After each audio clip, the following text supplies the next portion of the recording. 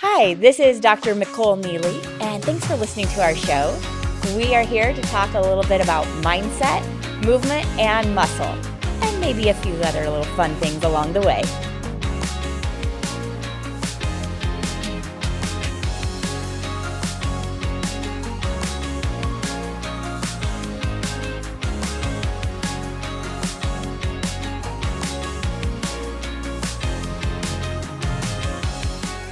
Hi, this is Dr. Neely with Sassy and Strong, and I have a very special guest today. We're going to talk about some things that I cannot wait to share with you. This is Janel with Pure Phoenix. So Power and Pure here today to get you informed on some very important topics, especially for women. I know you've been through a lot, Janel. I was reading through some of the things that you have had to deal with yourself. Tell me a little of your history, like 7 surgeries, chronic Epstein Barr virus, endometriosis. Those are some big things to deal with. Yeah. And I see women coming in and been diagnosed similar, but have no clue what to do. So start at the beginning for me and tell me what have you gone through and how did that shape you in your practice? Oh, man. Okay. So I've had 7 surgeries total. 7. My first one was in 1994. So I've had 4 knee surgeries total. Okay. And those were all just injuries from track, and they just keep reoccurring or whatever because we don't want to slow down. Nope. And then I had my son born emergency cesarean. Oh, wow. And then less than 10 years after that, I had started developing reproductive type issues that I've never had my entire life. I had such easy cycles my entire life. And it took 3 different OB doctors to finally manually find that there was something wrong. And when we went in surgically, she found endometriosis and it was just all over everything. And so we just decided to remove all my reproductive organs at that point. Were you dealing with just like chronic pelvic pain throughout that time? I was having a cycle every 2 weeks at that point. And so with the adrenal fatigue and things that kind of took place right before that, I had lost 11 pounds in 1 week. So I was down to just 90 pounds and I'm a petite frame to begin with. So I really didn't have a lot to lose. So you had fatigue. You were told your adrenal glands aren't working well. You're losing weight, pain, and cycles that are just coming one right after another. And I was at home full time with a special needs child at the time as well. So it was all just constantly compounding and there just was no break involved. So the hysterectomy definitely made me feel better. Okay. But what's surprising to me is that in all of those years, and I think even now, a lot of women aren't being prescribed physical therapy or pelvic floor therapy after any type of abdominal surgery. And that's something that we definitely need. Even after pregnancy, I think women need some form of pelvic floor therapy and support. Amen. And so it took me another 4 or 5 years in order for me to just get my posterior chain to activate How properly. old were you at this time? I was 41 at the time of my hysterectomy. Wow. So yeah, That's and young. I started perimenopause by 37. Okay. So I'm almost 49 and I'm completely postmenopausal at this point. So it feels good to be on the side. Did they remove your ovaries when they removed They removed everything uterus? but one ovary. Okay, so you still had a little hormone. I had a little bit, yeah. Not functioning. She was just, she was kind of, bless her heart, she was trying. It was like the little engine that could. Oh my goodness. So through your 40s were quite a challenge with that. Yeah. And then you said you realized you needed some physical therapy. Tell me what you mean by stimulating the posterior chain. So the posterior chain are all the muscles on the back side. So our glutes, our hamstrings, the big latissimus dorsi muscles, right? And those are the muscles that I think in general, people with sedentary lifestyles end up having weaker muscles to begin with. And then we're really tight in this anterior deep chain where, so like everything in front, our core muscles, the hip flexors, the psoas is so important. And especially when we've gone in abdominally and we've caused any type of trauma and scar tissue, that really impacts our posture and our structural alignment at that point. And so it really took a very special personal trainer and physical therapist to really watch my gait as I was moving through these exercises. We could finally turn those muscles back on and I started gaining weight again. So I gained 40 pounds back in 1 year and it was amazing. I bet you felt so much better. Yeah, I'm not having to take naps anymore. And, now I can carry all my groceries in at once again and I'm not taking naps. And it's just, it feels really, really good. I don't have the brain fog anymore, so I can make it to the store without writing a list. So it feels good, right? Like, and Yeah. maybe it's just, again, postmenopausal. Once we get to the other side, things just start to balance out a little bit better as well. Yeah. Yeah. So What did some of that conditioning look like for you? Was it like going in and doing weights? Was it stretching, working with massage? What did that look like? for me, it was a combination of things, but I was definitely learning somatic breath work, which is something that we do in my clinic, is we're connecting the client back to their abdominal breathing, their belly breathing, because just the mere act of breathing and muscle movement, having muscle in general, is what kind of helps pump the lymphatic system to begin with. Yeah. So I did things like that. I've done crazy things like ice baths. I learned, that's where I was learning the Lymph Star machine myself when I was doing the training and realizing what that was making my body feel like. I thought, oh my gosh. So I went right out and bought that machine as well. What does this do? It uses high frequency sound and radio waves, and it gets deeper into the visceral and into the joints where the lymph nodes actually are. And that's where we end up with congestion. But it also kind of penetrates through scar tissue. So again, if we've got any type of structural imbalance or scar tissue in the body, that inhibits the flow of the lymphatic system. Yeah. So it's like 8 to 10 times stronger than a manual lymphatic massage would be. So we're getting something truly powerful when we're doing this. And then it calms the central nervous system. So that in and of itself kind of helps relax the body enough so that the lymphatic and the circulatory system, all of that starts to flow on its own. Okay. So it's really, really important. Yeah. I don't think people realize just how important that is. The lymphatic To system. Yeah. clear the garbage out of your body, get everything flowing. Yeah.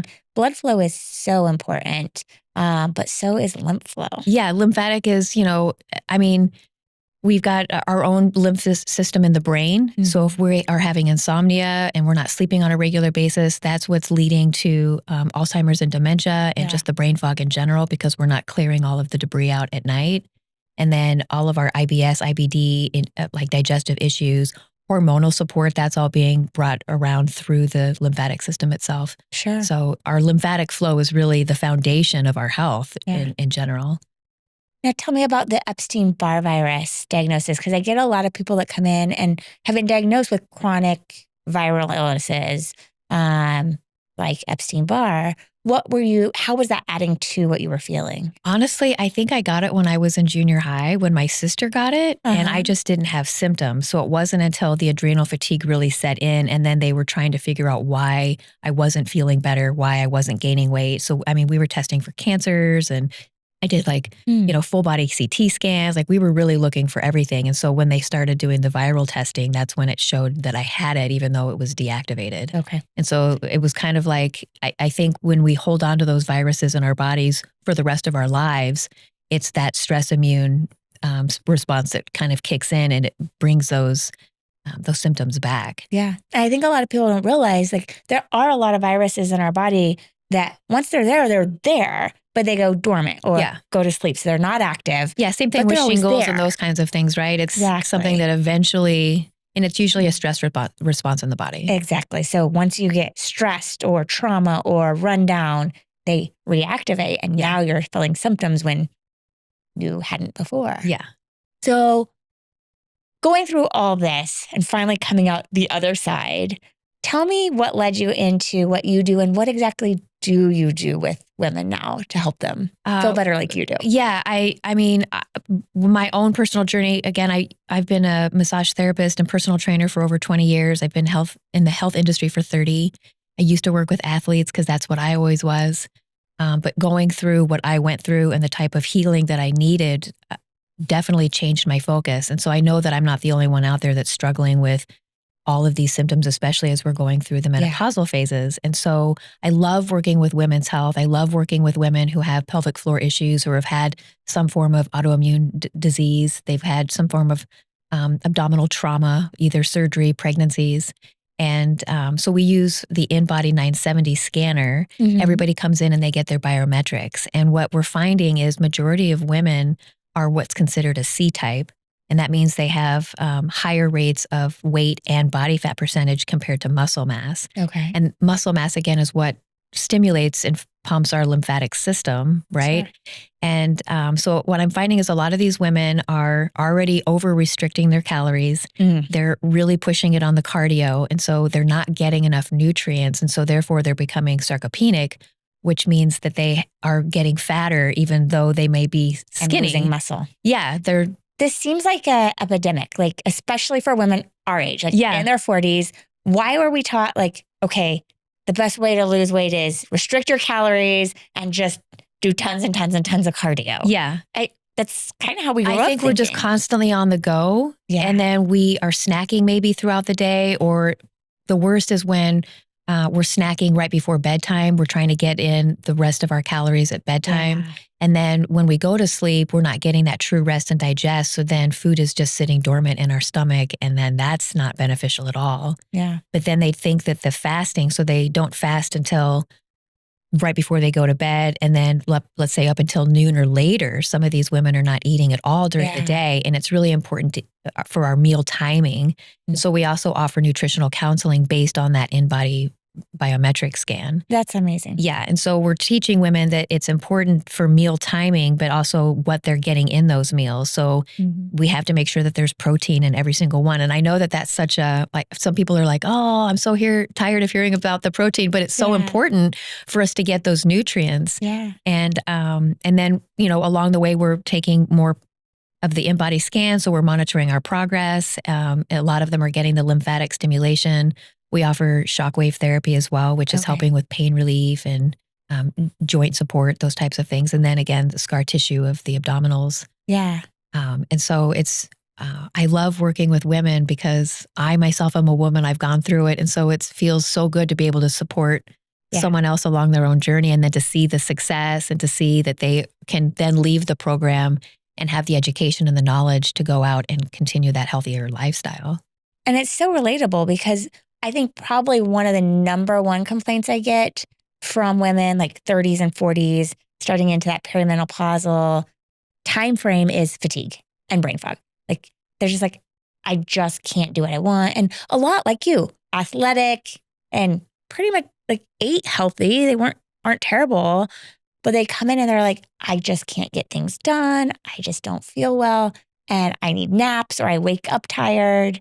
So I think what you're doing is really important for people to realize, like, what we can do to fix that. Yeah, and it's so simple. And I mean, I know that the weight loss drugs and everything are a really popular thing, and that's great as long as they're getting the nutritional support with a professional so that they understand that just because they're losing weight on the scale and it feels good in their clothes, we want to make sure that they're keeping the muscle mass to sustain their healthier lifestyle. Otherwise, they'll actually end up with more symptoms later on. I'll say it again, just about every podcast I do, muscle is medicine. Yeah. Like, that's such a good term. I love that. It's the best thing you can do for your body. Yeah.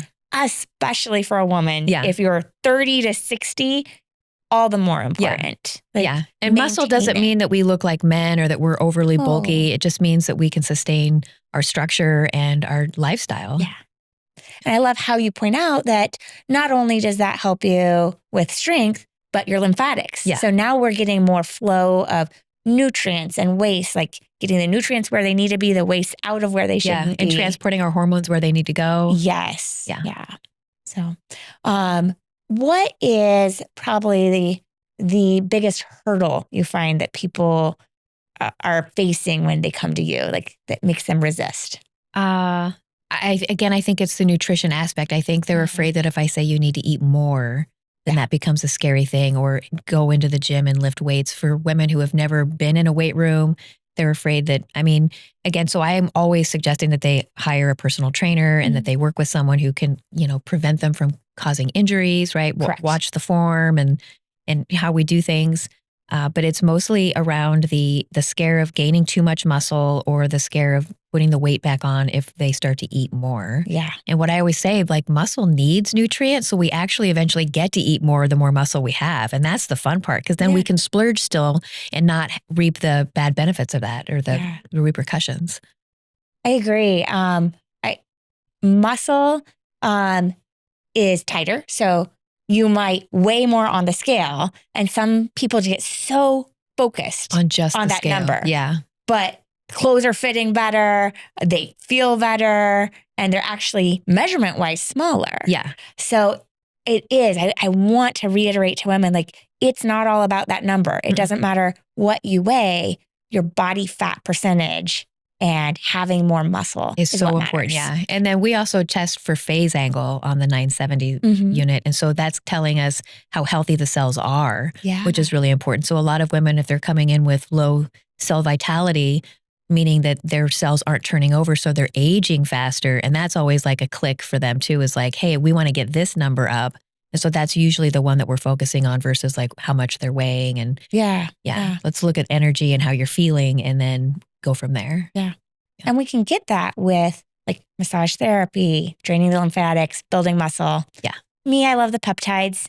So there's nothing wrong with peptides. There's some amazing peptides that are out there right now too. So again, if they're doing it under, medical supervision, I think there's some amazing things that we can do out there. Yeah. Yeah.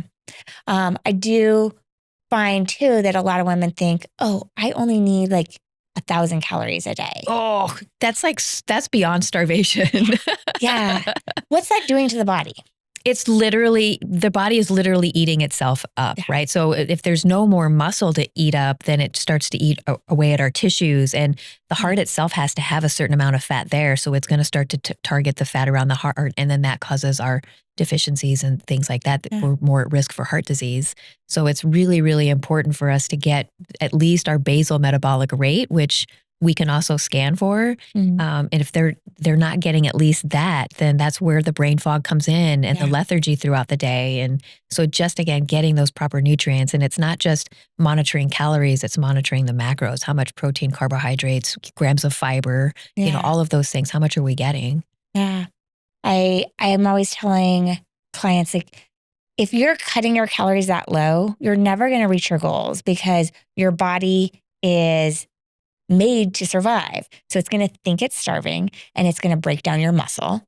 And then as you break down your muscle, you're storing more fat. And our goal is to build muscle, get rid of the fat. Get rid of the fat, yeah. And then I always tell them, I'm like, they're always shocked because I tell them I eat over 3,000 calories a day.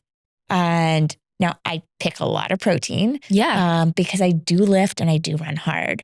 So yeah, maybe my need is a little bit harder because of my training, but that's a lot. Yeah. Like, I was taking in on average 5,000 calories when I was training for triathlons. It was so easy to do. You have to. My biggest mistake with my first marathon, like my ultra marathon, I did a 100-mile race. Biggest mistake was I didn't eat enough. Oh, it was hard. Did you crash halfway through? Or? Oh, the last 20 miles. 20 miles. I was like limping. Like I got to 80 and my body was just like, by that point, it was just pure. Yeah. And then it doesn't matter how many goos you're taking. That's just the end for you. Yeah. And I was realizing I need more because I had tons of watermelon and pickles and ginger and electrolytes, but I didn't have food. So of course, then I get to the aid station and I eat a quesadilla. Yeah, that didn't stay down very long. It sounds delicious though. Peanut butter jelly did better, but yeah, that's a good one too. But that's why you'll see ultra runners, like people running long distance, are out there eating like candy because they need that sugar because they're burning through it. I like chocolate chip cookies in my back pouch when I'm on my bike rides. Yeah. So they say every 30 minutes you should eat something on a bike ride. So I'm always sticking a cookie in my mouth. Last night I was out in the desert pacing a runner, and every 30 minutes we're writing him to eat something. Yeah. So nutrition is so important. If I can't get one thing across today, that would be it. Yeah. Because we really struggle. It's in our brain. It's ingrained that, oh, I have to be this certain number. And I love what you said earlier. It's like you were celebrating, you gained 40 pounds and like, that's amazing. Yeah. And it wasn't all healthy, but I enjoyed having some jiggle for the first time in almost a decade. I was like, this is nice. A little booty. Yeah. Oh, so what habits do you think are most important? If you had picked like 3 habits for a woman going through perimenopause that will help them to get through it, those years of the fog and the fatigue. I'm going to say something and nobody's going to like me after I say this, but they really need to cut out their caffeine, coffee intake and their daily alcohol. So I know that a glass of red wine is really important for a lot of people, but to do it on a daily basis is really detrimental to our health, especially as we're going through that phase. Yeah. Eating breakfast is ultra important. So I know for me, I get up really early in the morning and it's hard for me to want to put solid food in my mouth. So I'll do a shake of some sort. Or on my way to the gym, I'll just grab like an apple or something quick so that at least I've got some form of carb before I get into the gym. But a breakfast is like really, I know that we're breaking the fast. It's really important to have a breakfast with protein. And then I would say water intake. So again, if we're consuming our carbonated beverages and, caffeine and alcohol, all of those things are getting in the way of whatever water intake we're taking. So then we actually need more water. But if we're drinking half of our body weight in ounces and then we're adding other things that are becoming diuretic in our body, we need to drink more water. Yeah. And then especially here in Arizona. Yeah. And then the quality of water, if I see people drinking from plastic water bottles, I just think, oh my God, put that down, drink from something else. Yeah. Because that's, again, another hormone disruptor is being overly exposed to just microplastics. Yeah. So I think that we're finally getting that message out. But we didn't know, like it was just part of society and what's easy and available and part of our fast go that we do here in America is just grab that quick fix that's wrapped up in plastic. And we didn't realize how much it was disrupting hormones. Yeah. But we know now. So get rid of the plastic. And I totally agree with you. Get breakfast. Yes. You have to. Breakfast is my favorite meal. Even if it's just a little protein, like a shake. I love that. I fight my son sometimes because he's like so slow to get ready for school. And I'm like, here, drink the shake while we drive. Yeah. We do a lot of shakes in the morning too. But my kid is 17 and he's a junior this year. And as we get to the end of the school year, it's always a little bit harder to get him out of bed. So I've started making the threat that if he's not up on time, he has to eat what I make for breakfast. And then if he doesn't eat everything in his lunch, he has to eat what I make for dinner. So the last 2 nights he's had steak and he's like, don't make me eat steak anymore. I'll come to your house. And I love that advice. So drink more water, get rid of alcohol and less caffeine for sure. Yeah. And get some protein nutrition first thing in the morning. Yeah. Because again, if we think somebody's stopped eating, let's say even at 8 o'clock at night, and then they're not eating until sometimes 1 o'clock in the afternoon, that's beyond 12 hours. That's beyond an intermittent fast. Yeah. So to eat something first thing in the morning and to stop eating sooner in the afternoon, like we stop eating at 6 o'clock, that's it. We go to bed at 8 and then I get up at 4 and then I'll put something immediately in my body. So that's considered still intermittent fasting. Yeah. And I think a lot of people think intermittent fasting means don't eat anything half of the day, but we should be fasting while we're sleeping so that our body can actually do what it's meant to do. Yeah. And add to that, like as women, especially, we shouldn't be going and working out on an empty stomach. Yeah. We need some nutrition. So I've even had to build the habit. Like instead of grabbing my coffee first, I drink a glass of water. I'm getting there. I have to preach to myself here too. Get some protein in and then work out. Your body will respond so much better. Yeah. It's less stress on the adrenal glands. Recovery is important. So come get massage and lymphatic drainage with you. How would I do that? If I'm fatigued, I want to get better. How do I meet with you?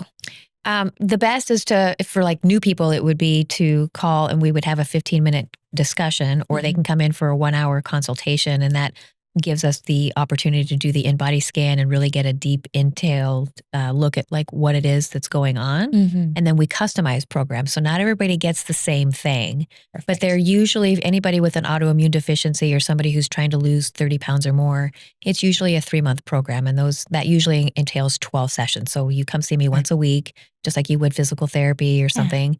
And we, again, customize each one depending on how they feel from the previous session. But it's going to always include some lymphatic enhancement. I love doing cranial sacral and reflexology. Oh, wonderful. Because again, the idea is that we're calming the central nervous system. All of us are so turned up that we don't even realize we're like going all the time. And then to think about how we're consuming meals at such an amped ability, we're not calming the system down enough that it can even do the digestion. And so then people become constipated and they don't even realize that either. And that's a whole other topic I could get into. So I could talk forever with you. I think there's so much that we haven't even started touching on. But I really appreciate you sharing your story because it's real. And I think so many people can relate to feeling that fatigue, being told they had endometriosis or Epstein Barr or chronic viral illness, and they just don't know what to do. Yeah. But there are some simple steps we can Yeah, it feels like a take. death sentence for a lot of people. Yeah. It's exhausting to always feel exhausted. Yeah, it is. It is. Yeah, just to take a shower in the daytime, like that was all I could muster for a while. And it was just so frustrating. Again, when I had a special needs child at home that was so young. Yeah. Well, it's amazing to see you smiling and healthy and how you're sharing that with other women. Thank you. No, thank you. This has been such a pleasure. Yeah, and I cannot wait. You guys need to incorporate in your lives. Just start small. Water in the morning instead of your coffee first thing. Get some protein right away, and just get rid of the alcohol. Instead, come spend that alcohol money on seeing us. Yes, exactly. And we'll get a customized program for you. Get your energy back, lymphatic massage, balance those hormones. It can be done and you can get your energy back. Yeah. So don't get discouraged. If that brain fog is stopping you, if you feel fatigue, you can claim your life back. Correct. So thank you. Thank you. Take care.